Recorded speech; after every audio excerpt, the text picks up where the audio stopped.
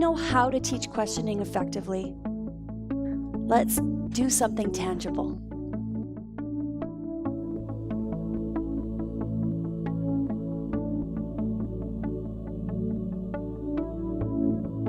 How many different questioning types and styles are there? Let's bring it all together.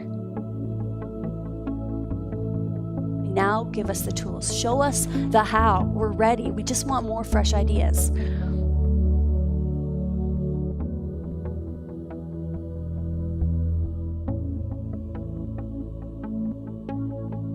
This is when you're really clear on who you are, what the issue is, and what you want to do to create change.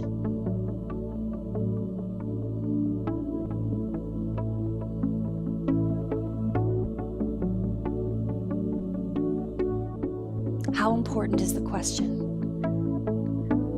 in leading us to a healthier democracy, where we can ask each other questions without it being a war, where we can sit at a table and discuss peacefully, where we have the tools to do this?